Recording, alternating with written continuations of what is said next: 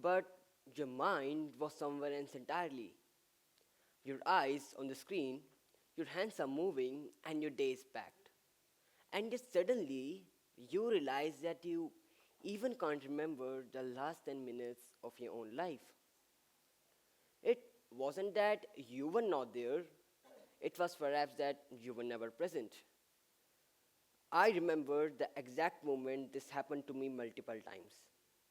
I was walking, switching between tabs, replying to messages, and moving fast as usual. But then I paused because I could not remember that why I was doing and what I was doing.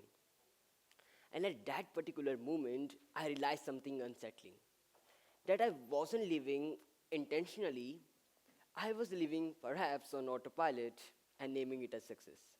Life looked truly busy, with calendar tight packed, endless notifications, and responsibilities. But from inside, it felt strangely empty. Not exhausted, not overwhelmed, just disconnected. So one evening, instead of just pushing through like I always had, I stopped. I didn't scroll, I didn't distract myself, I just sat. And what surprised me was not the silence. Surprisingly, it was a noise. My thoughts, they were louder than any notification that I had ever received. And that pause became the turning point of my life. Because for the first time, I noticed something that most of us don't. The problem was not the distraction around me, the problem was the distraction within me. In fact, the research shows us that humans spend around 30 to 50% of their working time mind wandering, drifting away from the task or into unrelated thoughts or distractions. And that matters because whenever mind wanders, our attention and focus on what truly matters automatically declines. In not just how we perform tasks, in how we experience life. And here's something even more powerful. It isn't that mind wandering always harmful.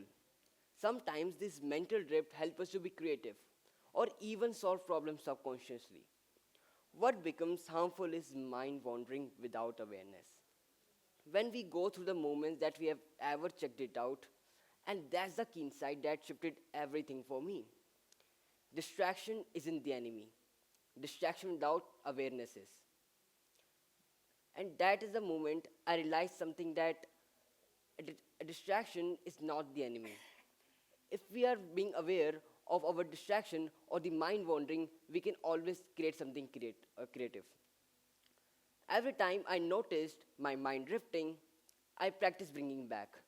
By not with force, not with adjustment, or not with judgment, but just returning. Because attention is not perfection, it's repetition. And then something else shifted.